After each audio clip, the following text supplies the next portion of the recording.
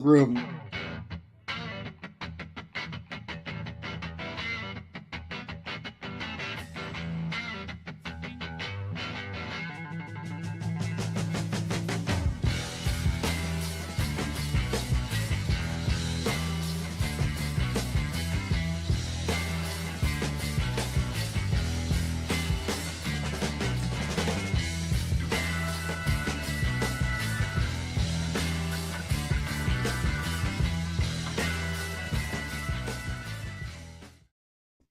Not me completely cutting Neil off before we jumped on here. Yeah, don't worry about it. What's going on? Wasn't that important? What's going on, everybody? Thursday, back at it again here after a crazy couple days here. Busy night coming ahead of us. It's our most Big night. favorite time of the year because it happens only twice a year. As Flames are heading into New Jersey tonight, and we'll be live for the game tonight. It'll be fun. Well, it should be a good one. Should be a good one between these two teams. I'm excited. I hope. So I you hope know what's better funny? than what we saw a couple days ago. Well, I was gonna bring that up. You know what's funny? So celebrated birthday yesterday, and we went Happy to belated the. birthday. I'm Thank sorry. you. I'm sorry I didn't send you a message yesterday. Oh God, it's all good. Don't worry Long about day it. at work. It's Yeah. all good. My own sister forgot. To be Okay. fair, though, like they're No. moving and they're setting up a listing, and she texted me this Okay, morning. fair She's enough, like, fair "I'm enough. so sorry," and I'm like, "Kill yourself." Anyway, no. So it's funny because with everything that happened Tuesday, which we'll get into, went to the Sudbury Wolves game last night in the OHL. Right. I remember you telling me that. Watched our boy Henry Muse play last night. They were playing the Sault Ste. Marie Greyhounds, and for those of you who don't know, when you look on a map, it's a bit of a northern rivalry. There's 3 towns up north that have that kind of like close town rivalry. You know what I mean? You guys got it with the Rangers and Islanders and all that. So this is kind of their thing. Right. I swear to God, I think I watched the exact same game on Tuesday last night. I'm sitting there and I'm like, oh my God, this is the exact same vibe I'm getting. You're like, I hate this. The passing was terrible. The like for the home team for the Wolves, they were awful. Henry Muse was no joke the only player that was consistent in getting the puck out because Fair it enough. was missed pucks, it was whiffed up, it was just all around terrible. Yeah. Which is why we're going to talk about what the hell happened on Tuesday. So who ended up winning that game, though? Question mark. The Sault Ste. Marie Greyhounds won it. Final score was what? 3-1? 3-2. Yeah. 3-2. I could only wish that we had gotten that many goals. Only the 3 goals. Technically, we scored 3 on Tuesday, but yes, somebody decided to be offsides.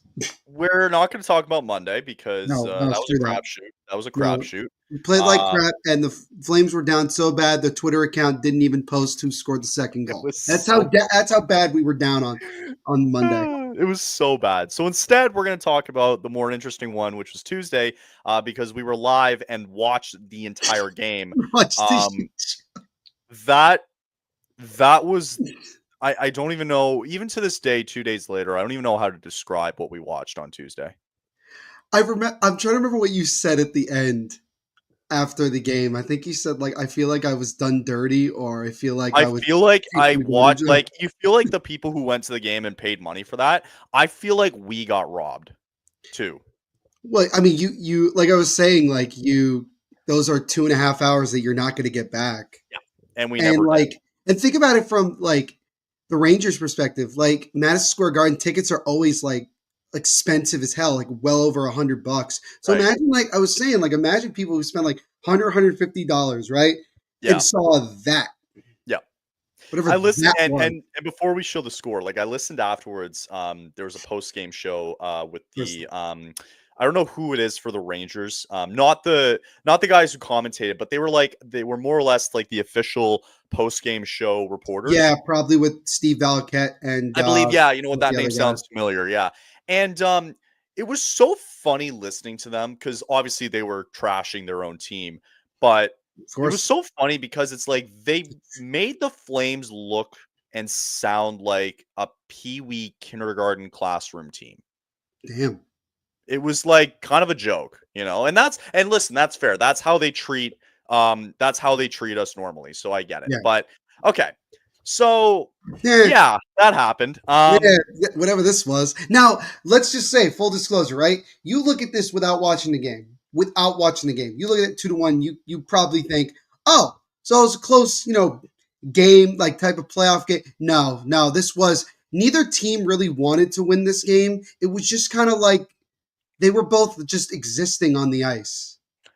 Although the And Flames did do a I'll lot, there give the was Flames positive. credit in the sense that they were the ones applying a lot of pressure. That was the most Shockingly, shocking part about all that, right? Was that they were kind of relentless, but then again, it went back to their identity of, oh, we can't score, sure.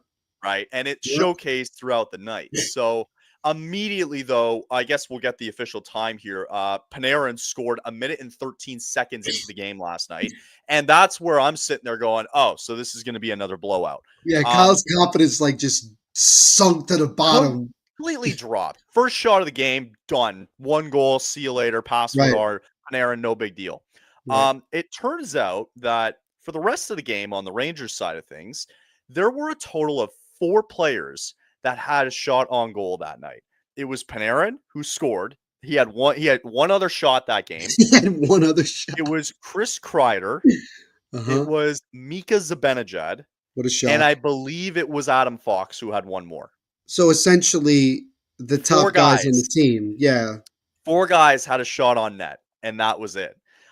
They totaled 13, and as seemingly after that, for frankly the entire game, outside of the faceoffs, the Flames just kind of weirdly dominated the pace of play, but weren't able In to a slow, capitalize in a slow sense. Yes. in a very slow sense. So Yeah. Kadri gets one, Coronado gets one on the power play. Great for him, It's a great for great shot, Kadri. by the way, in the slot. Really good. Great shot. Really good for Coronado. But after that, in the first period, you're kind of thinking, all right, 2-1 game. We got something going here a little bit. And then we witnessed the most boring, lifeless hockey I think we've ever seen in the last 2 periods of the game. What the actual fuck did we watch? The whole second period was a full hour long. It was Like unbelievable. it was unbelievably slow. Okay, so was it more surprising on the Rangers side of things or for Calgary? I would say Calgary because I'll talk about like from the Rangers perspective because obviously being in the New York, New Jersey area, I've seen the Rangers play a lot more than I've seen Calgary. Yeah. The Rangers are incredibly flip floppy.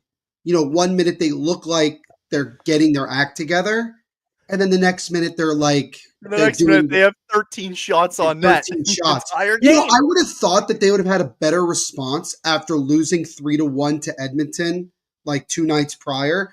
This was worse. And I think for a lot of Ranger fans, from what I saw, I mean, even Jimmy, God bless him, he God said, forbid. he said, the season's over. I mean, it's just like a game like this, and this is not a knock on the Flames. It's more of an indictment on the Rangers of just you had 13 shots. You had 7. Kyle, let's not forget, they had 7 shots going into the third period. And we can show it here. Yeah. And for I those of you think they had listening, I think it was it 7. was It was 5 8. shots on net for the Rangers in the first, 3 in the second period, It, 5 in the third. it was insane to me. And I think what I take away from the Flames is that really good job on the forecheck. I thought they Yes. were really good on the forecheck. And you know what? It kind of felt like at times, Kyle, I don't know if you had a chance to look back. It kind of felt like the Rangers were just kind of playing back, like they weren't even really trying. There was a moment, I forgot when, I think it was like with 4 minutes to go in the game, and I Yeah. think Mackenzie Weegar had the puck behind the net. And the Rangers just did not even come up to try to do something on the forecheck. They just Oh, let Weegar stand there and waste there time. And I'm was like, and also too, there was "Mm, one point where Keandre Miller had the puck and he came around the yes, net, he was holding on to it, and he just kind of stood there and didn't look like he knew what he was doing. And I believe it was Zari who ended up picking it up, and he had a good chance on net. yeah." He kind of just pickpocketed him, And like, okay, thanks, see you later. Zari, I mean, really good game from him in his first game back after the 2 game I thought suspension. Zari was impressive last night. Got Or it. Got not an last night, excuse assist. me. I think he drew what two of the 3 1 or penalties. 2 penalties, yeah, something like that. Also, can we talk about the cup the cup slash Oh my god. on JT Miller, So courtesy of who was that? Who so when we were live on yeah, Tuesday, it was we Farabee. we noticed that it was Joel Farabee Joel who it Farabee. looked like just from the original camera angle that it was Joel Farabee who slashed JT Miller, and it looked bad as he clearly went off the ice, right? And Rangers players were complaining, Laviolette was complaining that should have been a penalty called at the end of the first. Yeah. Lo and behold, we find out in the first intermission that JT Miller was cup checked by Joel Farabee. He was just tapped. He was tapped. Just tapped, and Which, that's what got him, right? That just exposes JT Miller that he doesn't wear a cup. I mean, So that's you wonder, fault. well, and maybe that's it, right? But that just showed, like, okay, well, it's not really a penalty. I think the So Rangers were just reacting to Miller, like, hunched over. Like, yes, it yeah, looked like he was holding his wrist, but think in so. retrospect, he was just leaning over trying to So catch. so to encapsulate everything that we saw there, right? Sure. Yep. Vladar didn't have to do much work, right? Closer to the end of the third period, I thought he was fine, right? He was good in the sense that he needed to make the key saves, and he did. No complaints there, really. I think really the only thing that we can look at just on the Flames standpoint is that they really could have just won this game 4-1, 5-1 at some point. But again, it speaks to the volumes of this team not being able to finish. How many times did we say during that stream that Huberdeau had a chance to finish and he couldn't finish? Here goes Huberdeau again. Right. I think Sharangovich had a good opportunity. He couldn't finish it. There was just times where you're watching and you're like, and credit to Shesterkin. I thought he was great on Tuesday night because he made some really key saves and some good 2-on-1 saves. But again, it just goes back to the volume of the fact that they just can't finish. And it seems to be the problem as the Flames, who scored 2 goals on Monday and got their ass kicked, happened to score 2 goals against the Rangers on Tuesday. And for some reason, that's enough. Yeah, it definitely, going back to what you were saying, again, you know, the Flames, you win the game, and that's obviously important. And we talked about in the last episode that they needed to get at least one, and they got that. And they got it in the game, I think, that maybe we thought they had less of a chance of getting it done. Yeah. I mean, we were talking about that there was a possibility that they could beat the Leafs. We were completely wrong about that. But I got my ass chewed out by family members for that one. Oh, I'm sure. And but yeah, no, I mean, they got to win on the road, which is important. They keep themselves right there in the thick of it. But clearly, the lack of goal scoring is an issue, and it'll be really interesting to see tonight against the Devils how they come out and how they play, because the Devils are the third best team in the NHL when it comes to goal differential. Like, they give up the third fewest goals in the league. So the Devils could very well play a very defensive game, and it might just be too difficult for Calgary. I mean, again, we'll have to see, but you know, I think what I'll take away from this game is that in this type of playoff push, you're going to have to win games that look like this. I mean, hopefully we don't get that many moving forward. Was it an intense game? Like was it nerve-wracking? I would say no, because it didn't feel like that the Rangers were trying to tie the game. It just kind of felt like they got a goal and they're like, all right, we're good. We don't have to like do anything because we have Shesterkin. Oh, we're just going to let him do everything. A minute into the game, it's like confidence is up. We're going to rail these guys here in these next 3 periods, and it never showed. And if you look at it, here's the biggest difference in the game. If you look to your right on the stats, 11 takeaways to 1. Yeah, that's huge. First of all, the fact that the Flames only turned over the puck once in this entire game is remarkable to me. And the 11 takeaways. Well, hold on. Like takeaways meaning like you're taking it from them. It's right. Not actually, so I mean, they gave it up like 30 times. Yeah. But they had so many takeaways because, like I said before, their forecheck was really good. They just pursued, you know, the Rangers, and they hounded them, and it just, you know, it's like it was really kind of a strange game, but a win nonetheless, Kyle. And I think that's the way we got to look at it. A win is a win. The best part about all of this, though, on Tuesday night, Rangers pull the goalie. About a minute left, right? They pulled the goalie with a minute left, and it's something that we forgot to bring up. But they go down. I think they gave it away at center ice, and all of a sudden, Kadri, perfect. He's got it. Passes it to Coleman. Empty net. Game over. See you later. It was a complete 2-on-0, right?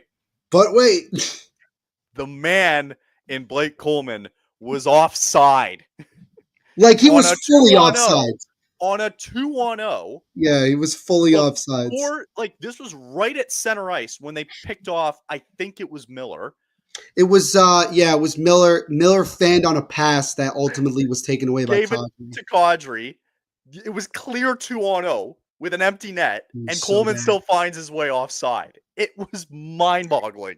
That And was the perfect way to end the night. did you see Jonathan Huberdeau, like while they were reviewing it for offsides, he's laughing. He was laughing his ass off at Everyone's Coleman, laughing at like, him like you suck. "You And I was dumbass." thinking to myself, what if we just gave up a goal right after that? Well, mind you, there was 9 seconds left in the I game. know, but still, But like, yeah, what if we just did? I would be like, well, you shouldn't have been laughing. And you know, even after they won, Huberto was standing there, like obviously waiting for all of his teammates, and he's laughing.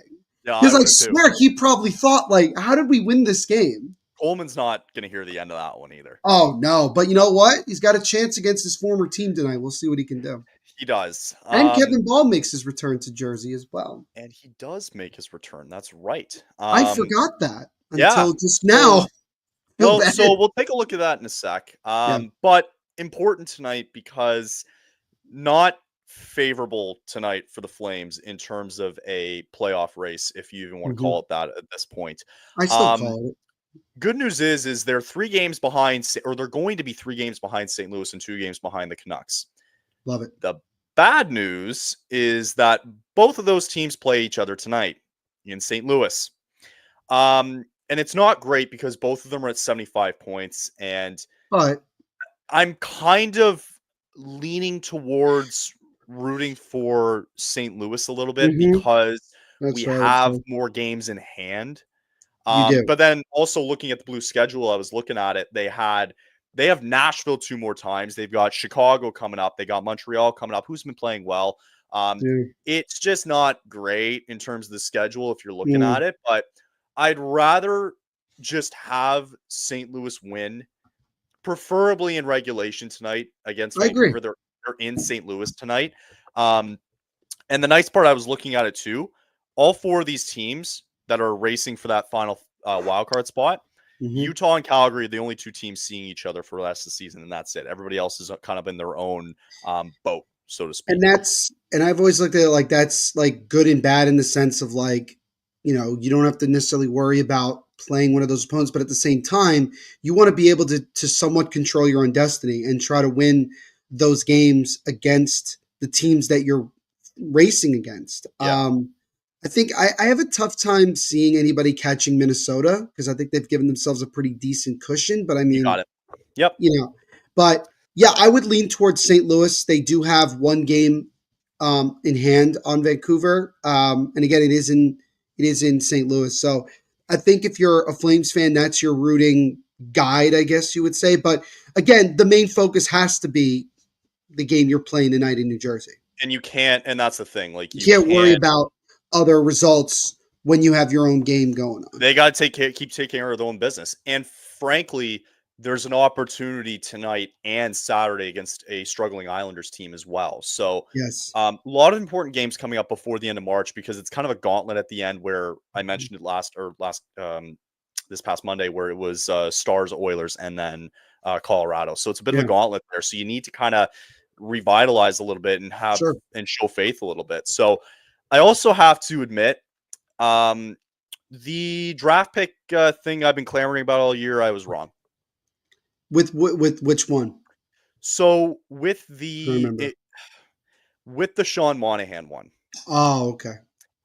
So from my understanding and from what I'm read, is next year's draft has nothing to do with this pick, right? Okay. If I was right in the sense that if they finish outside the top 10, the Flames do, that bottom 10, whatever you want to call it, um, then yes, Montreal will for sure. I think no. Sorry, if we finish inside the bottom 10 this year, the Hmm. pick actually goes to the Florida pick that we have this year. So then the Panthers get it? No, so the Canadians are getting a pick regardless, Okay. but they're gonna if we finish in that bottom 10, it's gonna go to that Florida pick that we currently possess because of that Kachuk Okay. trade. Okay. So That's from what I saw. So it's kind of like, and I'll Gotcha. go back to looking at the standings. Like that's why I'm leaning more towards like, man, I hope some of these teams catch them because I wouldn't mind finishing to keep that pick all of a sudden because you Yeah, still want to make sure you have some, you don't want to give it away and then all of a sudden yeah, you're going to have two picks later on. That's the right. only thing. Yeah, But again, like you can't control it, right? Because these no, guys know that they want to push for the playoffs. And right. evidently, I think that the way that I see this trajectory going is that they're going to be finishing anywhere between 11th and 16th. Who knows? I think that's a pretty good range, and I think I don't know. I would argue to say that like if even if the Flames don't make the playoffs, I think for the people who obviously have made their voices very clear about where they want the Flames to end up in terms of tanking and all that, I think you could still look at missing the playoffs but still being in the lottery as kind of a win-win type of situation because you played meaningful hockey until the very end. Yeah. Meaning, Flames fans are not like tuning out by mid January and being like, all right, this is the end of it. Like Yeah. it's there. But I think I still look at it like the Flames have come too far to like just stop Crap out. making a push now. Yeah, exactly. Exactly. And I think that, Even yeah, but yeah, also even to like just watching Tuesday and watching Monday, I've just got this bad feeling that they've kind of hit their ceiling a little bit. you You think. know, I think so. It's possible. I mean, just kind of looking at it, like, yeah, you have an opportunity with these two games ahead of you to kind of pull back and still kind of Hmm. be in that conversation. We talked about it too with like the 2 weeks remaining, right? Right. I'm just looking at it ahead, and I don't Schedule is feel. brutal. Also, actually, that Stars Oilers Avalanche, what I'm talking about, they play the Kraken Tuesday coming up, and then it's that gauntlet. So you I would, have I three would, games here, yeah, right? you got to get 2 out of 3 at least. It's the way that I look at it.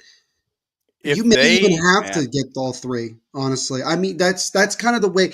That's the tough part is that you have to find a way to get a good result. Do they play the Kraken in Seattle or in Calgary. in Calgary? Okay, Yep. so you gotta you mentioned you have the opportunity tonight with the Devils. Then you have a very struggling yet somehow still in the playoff race at this point, the New In the York Islanders. Islanders, Yep. and then you have the Kraken. I have to be honest with you, and this is coming from obviously someone who covers the Devils. That's 3 winnable games right there, in my opinion. And I to think be the toughest honest, of the three is probably tonight. I would I would argue. ass- oh, I would argue that too, 100%. Yeah, Yeah, for sure. yeah. Um, I would argue too that I think they have to win all three games. That's what I'm saying. Like I was saying, like at first I said at least 2 out of 3, but I'm thinking about it like I don't even think there's an at least. I think there has to be. I think you have to get best case scenario I don't see because them. I yeah, just like I don't see them beating Dallas. I don't see them going to Edmonton beating them. I don't see them going to Colorado and beating them. Like yeah, this, that's I'm a telling you, gauntlet. this could get ugly very quickly. Yeah, I mean it'll be really interesting to see over the next week and a half where they're at. They might go Um, 1-5. I could they might, genuinely see them going they one and might, five. they might, and I think I mean I know this is so cliche to say, but I think it's important for Flames fans in general to just look at it one game at a time. Just like I know it's easy, like you were just doing, like looking ahead to what's coming up. I think the best thing is to just try to focus on the now and saying like, how It's can true. we get into a better position now? Well, then you To got Utah and then the Golden Knights right after that. It's is like it's a it in gauntlet. Vegas? It's they have 2 games at home against the Golden Knights Thank the rest of the goodness. year. Well, I mean, I don't think it's going to matter at the end of the day, but Well, I'm that's I'm saying like we don't have a lot of luck in Vegas. Maybe it'll be better if we're at home. I don't know. sure. It's, I'm just on the side of this could get real ugly here in these next 2 weeks. and I'm not feeling very confident. that's kind of what I read um on Twitter, like Flames Twitter, that like I think there's definitely a good chunk of the fan base that's like this really is gonna like be like the maker, essentially the This make or is break. it. Like This this is is it. it. And if we come out of it maybe only winning 2 or 3 of those games, we're pretty much out of it. I think at that point. No, I mean like or you mean like losing 2 of the 3 games, you mean? Yeah, Yeah, yeah, yeah, yeah. and I think that's the way I I like. think they have to Yeah, win all 3 coming up. I I'm not and even kidding you. I can understand that for sure, and I think and it starts tonight, and I think that I mean, I think there's plenty of motivation. Sure. And I think it's just going to be about you may very well have to play a similar game as you played against the Rangers, but the only thing is that I don't think that the Devils will have just 13 shots on goal for three Yeah, periods. before that Rangers game, just to give perspective here, Mm-hmm. they were, and even if you want to include the shootout loss and overtime losses and all that, they were 1-5. Yeah. Like, that's something that's just been glossed over, I think, right? And the only win was against the Canadiens, 1-0. Right. So that's where I'm at. Like, I think that this is going to get pretty nasty the next little Yep. bit, Well, and I've accepted it. fair enough. I guess we'll see. I mean, again, saying again, like, we'll see what happens tonight in New That's why I'm Jersey. on the train of like, okay, you know what? There's a 3-point difference between all these teams. Just let it happen, man. Just Just, let the floodgates open at yeah, this point. let's see what happens and go from there. So, I mean, it's not looking great. But maybe I'm just always over optimistic about everything. I'm looking at it more like, you know, you never know what could happen. I mean, It's the true. Flames could surprise us all and go on a run. I mean, unfortunately, they haven't shown that throughout the Yeah. year that they could put together 4 or 5 wins. And, it's going to be interesting where they are down the stretch. And I think regardless of what happens down the stretch, I think Flames fans should still look at this season as a win because of the fact that despite the lack of goal scoring, they still competed to the very end. And I think that's what Ryan Huska and Craig Conroy want to see from this team the rest of the year is to just fight till the end until the last game is over. And also, I think there's a clear path forward. I think Exactly. I think they they've know. created it. Yeah. They know, right? There's a path It'll forward, be good. and that's the important thing. So, No, okay. yeah, for sure. Yeah, we'll preview. It's still gonna be a fun night tonight, though. Like, we're gonna Oh, enjoy tonight's I game for sure. completely agree. Completely agree. All right, let's get to a break. We'll come back and we'll preview tonight's game. Neil's got some more insight knowledge, I'm sure, of his I have Devils going tonight. this is one of the few times where I'm actually like I have like all of the information for everybody. Amazing. Yeah, All right, we'll take a break and we'll come back and we'll get you ready for tonight. Basketball fans, though, are you ready to win real money? it's Because it's that time of year. It's the March first day. Madness. Check Technically the out first day. Check out Pick Six from DraftKings when it comes to basketball payouts. DraftKings Pick Six dunks on its rivals, including prize picks. Just select 2 or more players and choose will have more or less of a stat like points, rebounds, 3-pointers, and more. Pick Six is available in most states, including California, Texas, Georgia, Missouri, and more. Don't settle for a smaller payout. Switch to Pick Six and cash in your basketball knowledge. New players get $50 in Pick Six credits instantly on just $5 entries. Download the DraftKings Pick Six app now and use code THPN. That's code THPN for new customers to play $5 and get $50 in Pick Six credits. Better payouts, bigger wins, only with DraftKings.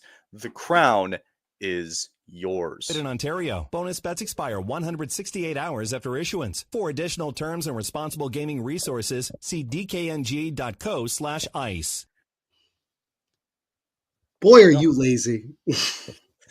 Yeah. Well, I mean, that's the way to do it. No, right? it's good. It's good. No, I think what is that? A sound clip that we have now? That's an audio clip. That's Yeah, you awesome. can use it. Yeah, you can use it. That's good to know moving forward. Yep. That's awesome. I got it. I'll put it out All right. tomorrow. Cool. All right, let's take a look. We got tonight. We got some interesting lineup changes for the Flames side of things, and then we'll obviously talk about the Devils afterwards. Yeah. But I just wanted to show Let's bring real up the quick. Flames. Let's quickly show the Flames here real quick. So no longer Huberdeau and Kadri on the same line. It's going to be Connor Zary sitting there replacing Huberdeau, as it's going to be Zary, Kadri, and Pospisil. You got Jonathan Huberdeau now with Morgan Frost and Coronado. I actually really like that lineup there. Better. Joel Farabee there again with Sharon Govich and Coleman, and then you got Lomberg, Rooney, and Klopka. Defensive pairings are the exact same with Hanley and Uyghur, Ball Anderson, Bean, and Miramanoff. And Dustin Wolf will be your starter tonight. Mm-hmm. Do you like the change with Huberdeau moving down now and Zary getting a spot on the top line with Kadri? I do because we talked about it ad nauseum throughout the year that Huberdeau is a pass first guy. That's really his go-to game, and I think putting him on a line with two guys that are more scoring oriented, especially Matt Coronado, I think that can go a long way. So I like the move. I think Connor Zary earned an opportunity to play on that top line because of the way he played against the Rangers. We talked about it. I thought he was very impactful, and he's impactful in a lot of different ways. He can create offensive chances. He's also really good at drawing penalties. So he just is able to do a little bit of everything. So yeah, no, I like what Husk is doing here. And pretty much, he's going to go with Dustin Wolf, and that doesn't surprise me. Because Dustin Wolf clearly didn't need to play against the Rangers. I mean, yeah, that's right. Honestly, he really didn't need to. That's right, he didn't. But yeah, no, solid lines, and we'll see. We'll see what happens. Somebody's not happy on Twitter that Miramanov is still playing. People aren't happy in general. God damn it! Like, I get it, Braden Pahal. You don't know what it is though. Like, maybe Paul came up and was like, "Hey, like, I got to source something. All right, whatever." Right? Someone quote tweeted saying, "Once again, Ryan Huska, everyone." I don't know what that means. I do not like the slander that he's been getting this year. I don't. Yeah. I don't. Yeah, I don't understand. He is one of the smaller reasons why this team's where they are. And the only reason why they have a sniff chance now at a playoff spot. Mm-hmm. That's the thing. So, like, and he's getting but also too, like, what you think it's a massive upgrade now, Braden Pahal over Miramanov? Like, that's the biggest difference in the world, Yeah, like that's what's gonna make or break it. I think for some fans, they just want to find a reason to complain. They will, regardless. They always will with this team. Yeah, they always will. It's frustrating because it's just like, and again, I'm gonna reiterate it, and I said it on Tuesday night. Just watch the effing game, man.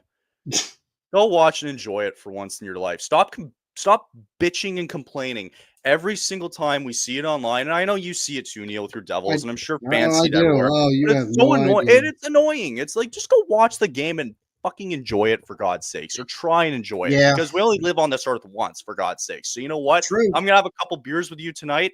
I'm out of it, so it might be something else. But and we're gonna have a fun night tonight. We're gonna have a fun night. That's how it is, like. That's Go great. Enjoy it and stop bitching and complaining, because you're not the manager of this team. Let the guys who actually get paid money to do this actually do it, because God forbid you know how to do it. Anyway. 100%. Okay, let's any news Devils tonight? What do we got? Yeah, so a couple of points. Jacob Markstrom, not a surprise, is starting tonight for the Devils. He has been struggling a lot since he got back from his knee injury. Flames fans obviously have seen this literally just last year. He comes back from injury and just wasn't the same. So, but, Jacob Markstrom needs a get-right game. It's possible it could be this one. Maybe playing against your former team gives you that type of motivation. He didn't play poorly the last time they played the Flames. He was fine.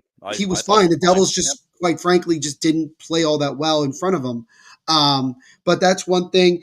Sheldon Keefe also said he's thinking about some lineup changes. So from Devils' perspective, we might see some lines that we haven't seen at all this year. I'm not saying anything crazy, but we'll see. Curtis Lazar, Tomas Tatar, Andre Palat didn't practice yesterday because of bumps and bruises. Now, this is from Bill Spalding, who's the play-by-play voice on MSG for the Devils. He said, Sheldon Keefe said this morning that there were a number of game time decisions for the Devils tonight. There was a big turnout on the ice this morning for an optional skate. So, I think it might be a combination of guys being banged up and maybe also sick. Right. So, I don't know. There's no call-ups, so it's not – I think that you're going to end up seeing a good majority of the guys, but maybe 2 or 3 guys don't play. We'll see. It's going to – basically what I'm trying to tell everybody is that we won't know until we go live later tonight. We just won't know.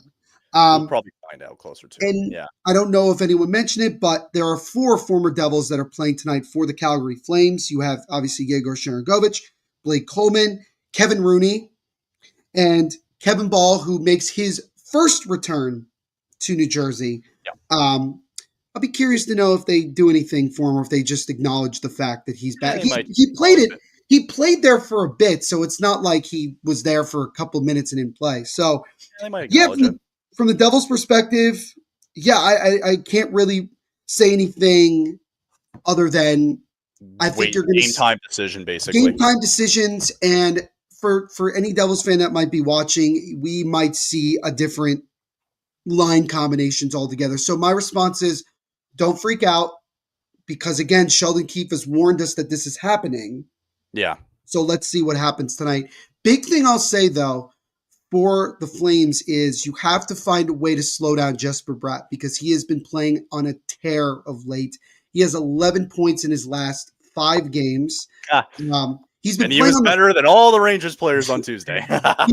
He's actually been playing on a third line of late with Eric Halla and Cody Glass, who the Devils picked up from Pittsburgh at the trade deadline. Cody Glass, mind you, has points in 4 of his first 5 games with the Devils, has 5 points already. Good. So he has clearly been a really solid addition to the Devils.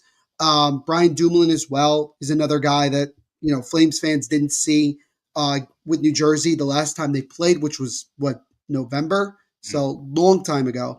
And that's pretty much it. And we'll see if Mrs. Fields wins for a third consecutive night. I don't know. We will see.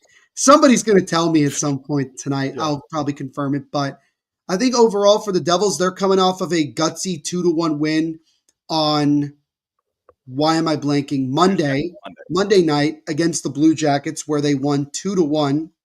Although it was way more entertaining than what we saw on Tuesday, I'll tell you that. Way more drama. But the Devils have won 4 of their last 5 and have taken a pretty big lead over the Blue Jackets and the Rangers with the help of the Flames, obviously, on Tuesday.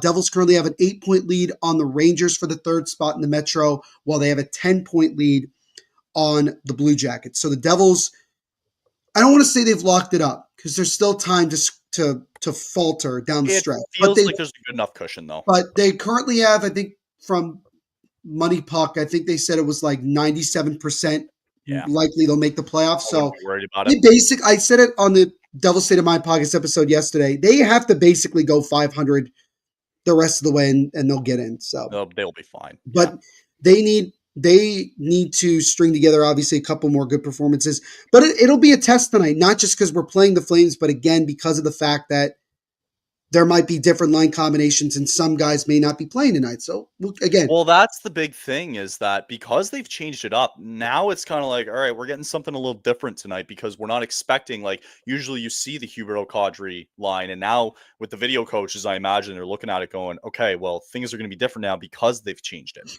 Yeah. And some people might argue that, like, is Sheldon Keefe, like, quote unquote bluffing when he says, is it gamesmanship? Probably not. He's probably just being honest. I can't see it. I can't see that. It's not like Sheldon Keefe is purposely trying to make it harder on the Flames. I think he just legitimately is like, I don't know. We don't know. He's not going to know until probably warmups, and even then, it might be sooner than that. Might be right before warmups. He'll have an idea as to who's playing tonight. So. Interesting. Very interesting storyline going into this. And another interesting storyline, Kyle, that I forgot to mention. In the last meeting between the Devils and the Flames, Ryan Lomberg absolutely destroyed Nate Bastian in a fight. I don't know if you remember that. I remember that. And Nate Bastian then was out for a period of time, came back, was wearing the bottom half of a shield or whatever you want to call it. Paul Cotter made an interesting comment after practice yesterday that said, it's in the back of our mind. We will handle it. Sheldon Keefe, on the other hand, said, that's the furthest thing that I've thought about. I didn't even remember it until you brought it up. Same. So it's possible that we might get some fisticuffs at some point, probably early on in this game, when Lomberg and probably Paul Cotter are potentially on the ice. So that's something. Why not, right? Get some more. Get something going. Cool. I don't think we have much else. I got nothing else for today. Well, I think the one thing you forgot to mention from the Rangers game is Shesterkin was shit talking. I think it was Anderson during a TV timeout. Yeah. He was like, "Oh yeah, they were paying more attention to me and not the game." Exactly, and I think that. I mean, again, it was funny. It's funny. So Cool. I can't tell you what type of Devils team we're going to get tonight, and I certainly couldn't tell you what type of Flames. Like, it might be a chess match tonight, and that's not a good thing. It is going to be absolutely a chess match tonight. So, Yeah, no, nothing else news-wise. Just some big games tonight. Obviously, the one there being the Blues and the Canucks trying to fight for that final wildcard spot, and yeah. who knows what happens tonight. But yeah, we're going to be live on THPN tonight. We're going to be live on the YouTube channel. We're going to be live on Twitch, and if X decides to work, it might work there as well. But I can also try on my Twitter, see if we can. if you want to throw it up there, sure, why not? Yeah, we'll throw it. I'll do it later. Sure. Yeah, we'll add those in, and we will be live at 7:00 tonight. I'm gonna go run out and do some errands, and I'm gonna go take a nap. nap. I'm gonna go take a fat nap and enjoy it. Take a nap and maybe throw on some March Madness basketball. Oh, my brother already has 3 TVs up in the other room, so he's just. I was driving home, and I was over like one of the bridges from like Staten Island into New Jersey. Yeah. And they did like a score update in one of the games. I think it was like Wisconsin and Montana. It was just showing the score. And I'm like, I saw Creighton in Louisville. Somebody threw a water bottle. Creighton blew out Louisville. Like blew them out. Somebody threw a water bottle on the court. Something like that. Yeah. So, hey, man, welcome to March Madness. Fun fact also, the Devils' home arena, the Prudential Center, will host the Elite Eight in the East region of the tournament. So I'm not going. I don't have the money for that. I did it once, and I'm not going to do it again. You did it one time. The one time. Did it one time. It was Kentucky, North Carolina in the Elite Eight that one year I went. So that was actually really cool. Nice. So cool. Well, that's going to wrap it up today. We'll see you all tonight after we take a nap. And and then we'll be back. I was taking a nap, but I certainly am. I might take a nap. Take a fat nap. And then Monday we'll be back with whatever happens here tonight. And recapping. Tonight and Saturday. Was that night game? Afternoon game against the Islanders. Ooh. So there you go. Cool. I might be doing a doubleheader that day. I might be going to see the PWHL.